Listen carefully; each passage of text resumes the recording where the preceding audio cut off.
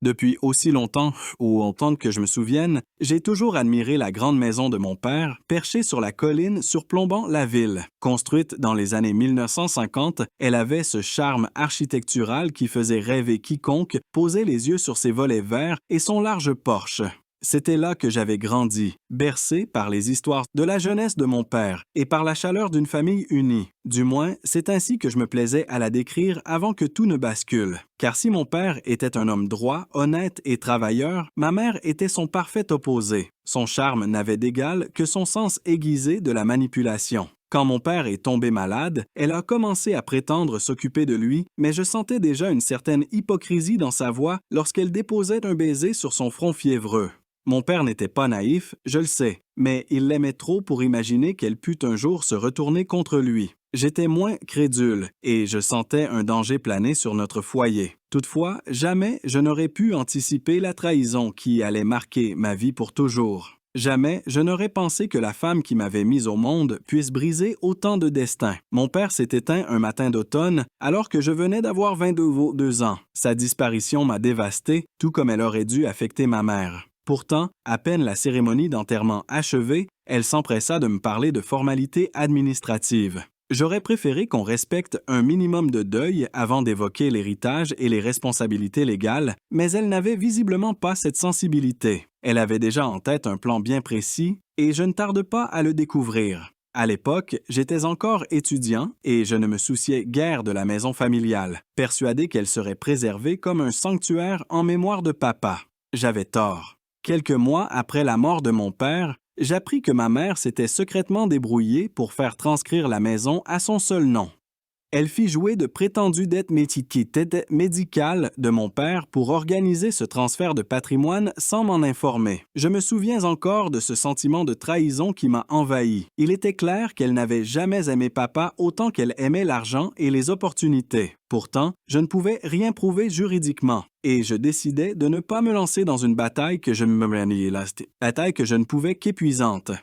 Je choisis d'avancer avec l'espoir sincère de préserver un semblant de dignité. Mais le véritable choc vint l'année suivante lorsque j'appris que ma mère sortait avec un homme beaucoup plus jeune qu'elle. Je ne le connaissais pas, mais il me semblait suspect dès notre première rencontre. Il se nommait Roland et n'avait, à ma connaissance, aucun emploi stable. Un charmant beau parleur, certes, mais dont le vernis se fissurait dès qu'on grattait un peu la surface. Au début, je suis resté en retrait. Après tout, ma mère avait le droit de refaire sa vie, mais bientôt, je découvris qu'elle lui offrait des cadeaux somptueux, montres de luxe, voyages improvisés et dîners dans des restaurants étoilés. Tout cela était financé par l'héritage de papa, bien évidemment, alors que moi, je trimais à l'université pour boucler mes fins de mois, ma mère dépensait sans compter pour satisfaire les caprices d'un inconnu. Plus grave encore, elle faisait miroiter à Roland la vente de la maison familiale. Je surpris un soir leur conversation téléphonique. Elle parlait d'acheter un bateau pour prendre le large loin de cette petite vie de province.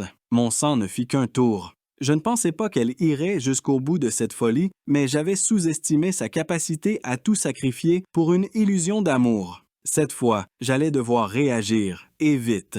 Je pris mon courage à deux mains et allai confronter ma mère. Je lui demandai si elle avait réellement l'intention de se séparer de la maison de papa, ce bien qui représentait pour moi le dernier lien tangible avec lui. Son regard se voila, puis elle me renvoya mon inquiétude comme si j'étais l'égoïste de l'histoire. Selon elle, j'étais incapable de comprendre ses rêves de liberté. Je tentais de la raisonner, d'expliquer que cette propriété n'était pas seulement un morceau de terre avec des murs, mais une partie intégrante de notre héritage affectif. Son nouveau compagnon, Roland, entra alors dans la pièce, un sourire insolent accroché au visage. Il me toisa avec un mépris à peine dissimulé, m'affirmant que je devais laisser ma mère vivre sa vie. Mon sang ne fit qu'un tour, mais je gardais mon calme. Je savais que m'emporter n'aurait aucun effet sur eux. Au fond, je voyais déjà qu'elle avait fait son choix. Quelques semaines plus tard, je reçus une notification officielle. La maison avait été vendue. Ma mère, sans même m'en informer, avait bouclé la transaction et encaissé une somme rondelette. À la lecture du courrier, je compris que quelque chose s'était brisé définitivement entre nous. Je ne la verrais comme ma protectrice. Elle avait trahi notre famille. Peu de temps après, j'appris que Roland et ma mère avaient réalisé un rêve absurde. Ils s'étaient offerts un voilier flambant neuf amarré dans un port chic de la côte atlantique. D'après les bruits bouchianés qui couraient, il avait coûté la quasi-intégralité de l'argent de la vente de la maison. Je ne pouvais m'empêcher de ressentir un mélange de colère et de tristesse. J'aurais tant voulu conserver ce lieu chargé de souvenirs. Mais au lieu de cela, ma mère préférait lever les voiles avec un homme dont elle connaissait à peine le véritable visage. J'essayais de me concentrer sur mes études et sur mes petits boulots. Je n'avais pas de temps ni d'énergie à consacrer à sa folie. Mes rares contacts avec elle se résumaient à de brefs coups de fil où elle affichait un bonheur ostentatoire. Elle répétait qu'elle vivait sa meilleure vie, entre les sorties en mer et les soirées arrosées avec la jet-set locale. Quant à moi, je me sentais toujours un peu plus étranger à celle qui m'avait élevé. Pourtant, au fond de moi, un sentiment d'injustice me rongeait. Il m'était insupportable de penser que l'héritage de mon père ait pu être dissipé dans un caprice de luxe éphémère. Je commençais à nourrir certitude qu'un jour, je me vengerais. Les mois passèrent, puis les années. Je décrochai enfin mon diplôme et trouvai un poste dans une entreprise d'ingénierie. Je gagnais suffisamment d'argent pour m'installer dans un petit appartement de la banlieue, un lieu modeste mais qui représentait mon indépendance.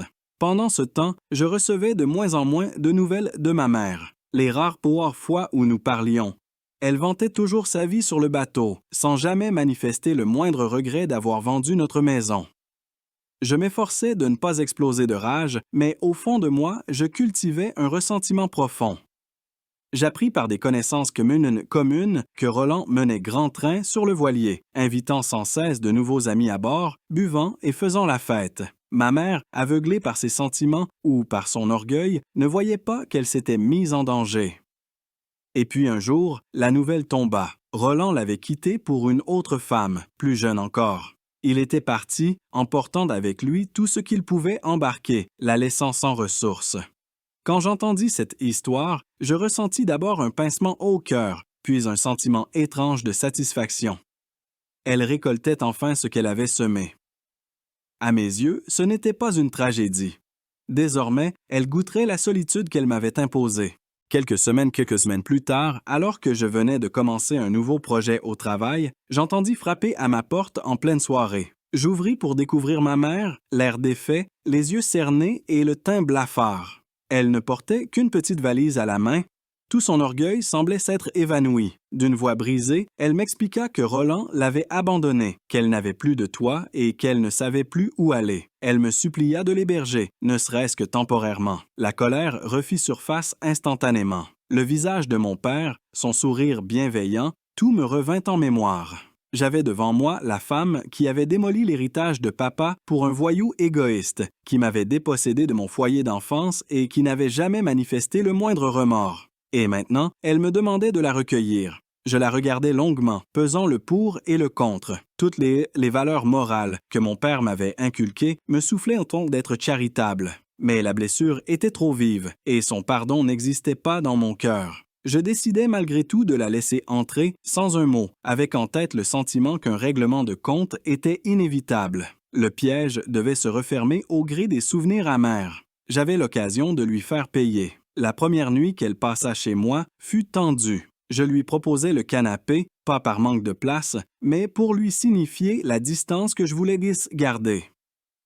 Elle n'osa pas protester et s'allongea, comme une étrangère dans un lieu qui lui était inconnu. Au petit matin, je la trouvais dans la cuisine, tentant de préparer du café. Sa main tremblait, tandis qu'elle me demandait si j'avais de la confiture. Je répondis sèchement, sans chercher à masquer mon hostilité. Les jours suivants, elle demeura murée dans un silence pesant, comme si elle avait honte de ses actes passés. Toutefois, je percevais parfois chez elle un regard suppliant, un espoir d'être pardonnée. Mais je n'étais pas prêt. Les souvenirs de l'arrogance avec laquelle elle avait dépensé l'argent de papa pour Roland me revenaient à l'esprit chaque fois que j'entendais sa voix. Je me demandais comment elle parvenait à se regarder dans le miroir. De mon côté, je m'obligeais à garder un vernis de politesse minimale, juste assez pour que la cohabitation ne tourne pas à l'explosion immédiate. Je voulais qu'elle ressente chaque seconde de ce malaise, qu'elle comprenne à quel point elle m'avait brisé. Dans mon fort intérieur, je préparais déjà mon plan pour qu'elle goûte l'amertume et les regrets qu'elle m'avait infligés. Au fil des semaines, j'observais son comportement. Elle cherchait du travail, parcourait les petites annonces, se rendait à des entretiens, mais en vain. Personne ne voulait embaucher une femme sans réelle qualification, qui plus est marquée par une réputation trouble après ses frasques avec Roland. Elle ne recevait aucun soutien financier, pas même de la part de ses rares amis dont elle s'était éloignée en jouant les bourgeoises sur son voilier. Cette situation de précarité la rendait humble, presque méconnaissable. Je la voyais se lever à l'aube, s'habiller comme elle pouvait et arpenter la ville à pied parce qu'elle n'avait plus de voiture. Chaque soir, elle rentrait épuisée, le visage défait, et ne me parlait que pour me demander l'autorisation de prendre une douche.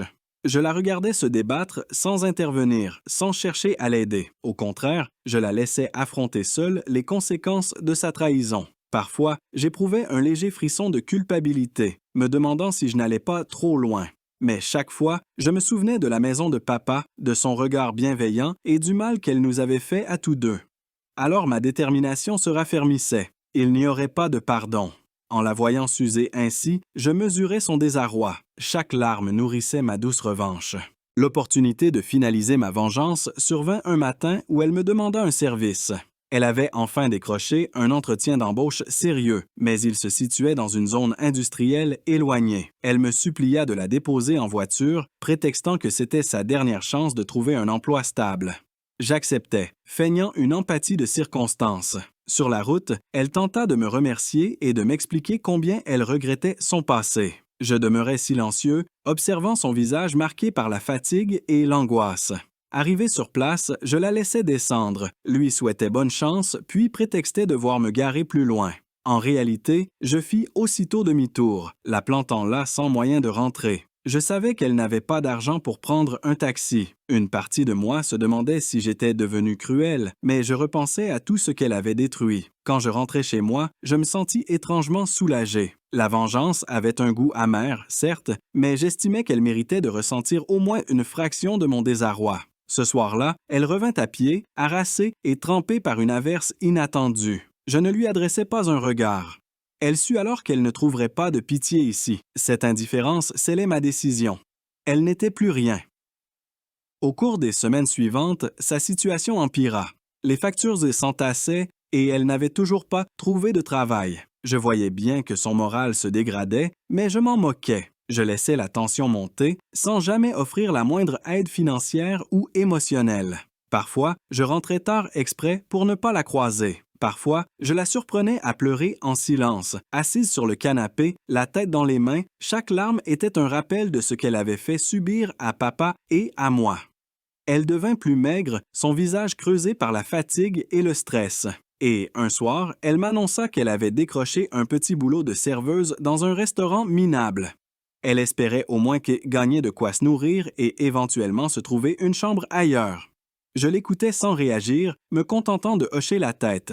À mes yeux, c'était bien peu comparé au faste dont elle avait joui autrefois. Pourtant, je sentais naître en moi une certaine lassitude. Cette vengeance au quotidien me pesait. Je n'éprouvais pas la satisfaction que j'avais imaginée. Peut-être qu'en la détruisant peu à peu, je me détruisais moi-même. Mais je n'étais pas prêt à lâcher prise. Je voulais qu'elle entende papa dans silence, qu'elle comprenne l'étendue de sa faute.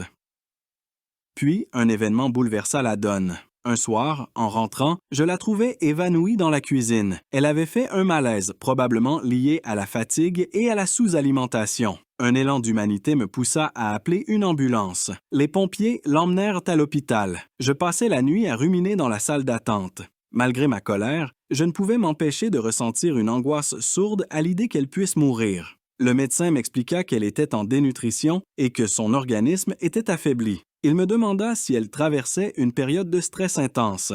J'acquiesçais en serrant les dents, conscient que j'avais en partie participé à ce stress. Quand elle se réveilla, son regard croisa le mien. Pour la première fois, je ne vis pas la femme arrogante qui avait vendu la maison de papa. Je vis un être brisé qui n'avait plus rien. Mon cœur se serra, mais je demeurais silencieux. Elle murmura un « pardon » presque inaudible avant de détourner les yeux. Je restais là, incapable de prononcer le moindre mot. J'étais submergé par des sentiments contradictoires, la rancune, la pitié, et peut-être un reste d'amour filial que je refoulais depuis trop longtemps. Pourtant, le sourire de papa rappelait que le pardon n'aurait vraiment jamais sa place. À sa sortie de l'hôpital, elle était plus affaiblie que jamais. Je l'aidais à monter les marches jusqu'à l'appartement, puis je la laissais seule dans sa chambre improvisée. Pendant quelques jours, elle resta alitée, trop faible pour reprendre son travail de serveuse. Les factures médicales allaient encore aggraver sa situation précaire. Peu à peu, je remarquai que sa présence m'était devenue insupportable.